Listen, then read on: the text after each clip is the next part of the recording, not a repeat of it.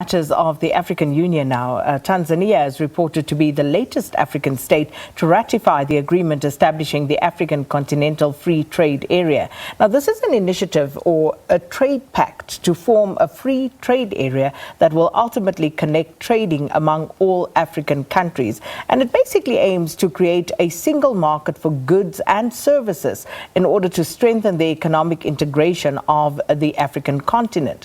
Now, it was brokered by the African Union in 2018, and at the time having the go-ahead of 45 of the 55 member states. And Wamkele Mene is its Secretary General, and he joins us now for a further conversation on this. Wamkele, good morning. Thanks for speaking to us here on Morning Live. Good morning. Thank you for the invitation. Thank you for having me. And perhaps just more broadly speaking, if we could start off with the mandate for this particular agreement, and why is it taking so long for it to actually take hold? Well, typically trade agreements take a very long time to negotiate, and after you've concluded the negotiations, the implementation also takes time. It requires things like customs infrastructure, customs procedures in each individual country being in place. All of that takes time. However, what I would say is that given the fact that only 18% intra-Africa trade compels us to do something to accelerate and boost intra-Africa trade so that we benefit, all of us African countries, so that we benefit from this significant market of 1.3 billion people, with a combined GDP of 3.4 trillion United States dollars. Clearly, there is a case for us to leverage on these very important factors that I've just mentioned, GDP, population size, in order for Africa to be regionally competitive and to be globally competitive. We won't be able to do it as individual countries. This trade agreement offers us an opportunity to accelerate industrialization in Africa, value-added production, and to reduce our reliance on the export of primary commodities, which, as I've been saying in many times, keeps us trapped in this colonial economic model because we have very, very shallow levels of industrialization and productive capacity. And so all of these things take time. Trade agreements take time to implement. And I think we should be patient, but we will see the results where we implement this agreement effectively. So let's just speak in practical terms. How would countries on the continent benefit from the existence of this trade agreement? The main benefit that we see is an integrated market, which will be appealing to investors. If you look at the auto sector, for example, today, if you are an automobile manufacturer, your local content requirement in East Africa is different to West Africa, different to Southern Africa. And that is not a good thing. It adds to the cost of doing business in Africa. We will now have a single set of rules for trade and investment in Africa. If you are an automobile manufacturer, going forward under the agreement, the same local content requirement rules will apply whether you are in East Africa, West Africa, Southern Africa.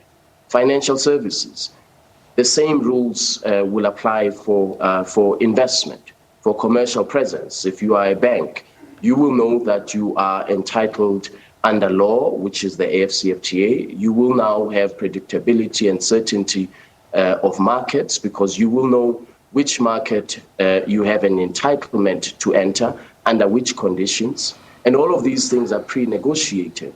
And so we see this agreement being beneficial to investors because it eases the ease of doing business in Africa is actually enhanced by a single set of rules for trade and investment under this agreement. And of course, it's been hailed as one of the best moves by the African Union. But if we look at how things have progressed since then, just in terms of the buy-in from the various countries, those who have not yet ratified this agreement, what are their concerns? Why are they still holding out, Wamkele? I think we should bear in mind that out of 55 countries, 41 countries, Tanzania, as you mentioned, being the most recent country to ratify the agreement, to accept the legal obligation of breaking down barriers to trade and investment in Africa. Countries that have not yet ratified have a range of reasons as to why they have not yet ratified. The first reason that I hear as I travel across the continent is, of course, there is concern. Some countries say we don't want to be swallowed up by the big economies. And so my job is to provide reassurances that actually there are rules in the agreement that prevent that. And so after having these assurances, or hearing these assurances from me, from the Secretariat, countries do actually progress their ratification procedures in their country. I was in Tanzania a few months ago. I met with the president, and I explained to the president why this agreement is so important, not only for Tanzania, but for the rest of the continent. And a few months later, as of last week, Tanzania did ratify. Similarly, with Nigeria, there were concerns on transshipment of goods. I went to Nigeria last year 3-4 times. I met with the government authorities, and I explained why it is not the case that actually the economy in Nigeria will be run over by goods from third parties. So it's very important that we engage with each individual countries, address their concerns. Many of the issues that countries raise actually are preempted in the agreement itself. But what is required is for me and the Secretariat that I lead to intensively engage countries, to talk to the private sector, to talk to the civil society in each country, which is what I do, and to explain why this agreement is so important for the African continent. Because as I said earlier, the alternative, if we don't implement this agreement, the alternative is that our continent will be forever trapped in this colonial economic model where we export primary commodities to the rest of the world and have no industrialization path as a result of that. So, but I'm very encouraged because under the African Union, this agreement is the fastest agreement to ever be ratified. And so it is, to me, a positive signal that governments around the continent are committed to market integration on the continent. They are committed to economic integration and Africa's development through the AfCFTA. Wamkele, also, if you could just tell us a little bit more about the Pan-African payments and settlement systems that is currently being piloted in a number of countries on the continent. We have in Africa 42 currencies. The cost of currency convertibility, the cost to doing business, the cost to trading in Africa as a result of these many currencies is significant.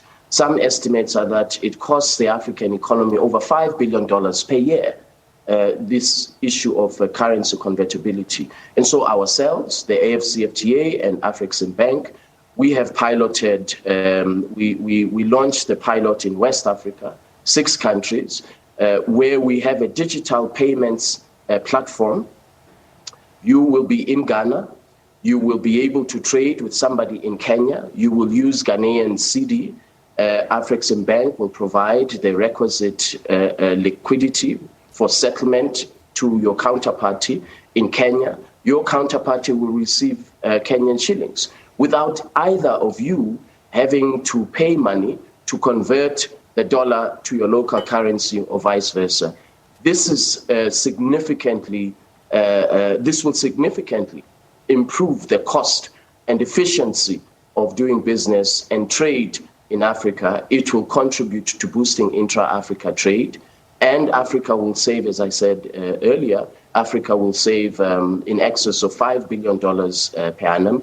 And so it's a digital platform to address this fact that we all know that we have over 42 currencies. We cannot as a continent progress where we have 42 currencies and yet we want a single market in which we are trading. And so in the absence of a single currency, ourselves, the AfCFTA Secretariat and African Bank have come up with a first step to addressing this challenge of currency convertibility and multiplicity of currencies in Africa. Of course, the African Union ultimately has a vision that in Africa we will ultimately have a single currency, but we all know that there are challenges to get there, macroeconomic convergence, and other factors that have to be taken into account. But I believe this is a very, very positive first step that we are taking to addressing the question of a single currency in Africa. And we're out of time, Wamkele, but I just have to quickly ask you about the upcoming intra-Africa trade fair. Just quickly, a little word about that in a minute or less, and what role you'll be playing in that.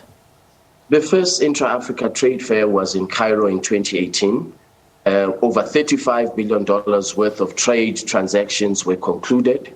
We are now working with Afrexim Bank, and we want, which is, of course, the trade finance institution, the leading trade finance institution in Africa. We're working together. We want to make sure that the AfCFTA, now that we've opened the market, that exporters have an opportunity to explore and expand into new markets. And so the trade fair offers that opportunity. We hope that we will now exceed that $35 billion worth of transactions that were concluded in 2018. I think we can reach a higher amount of deals concluded, leveraging on the market that the AfCFTA has now opened. So we will convene in Durban from the 15th to the 20th of November.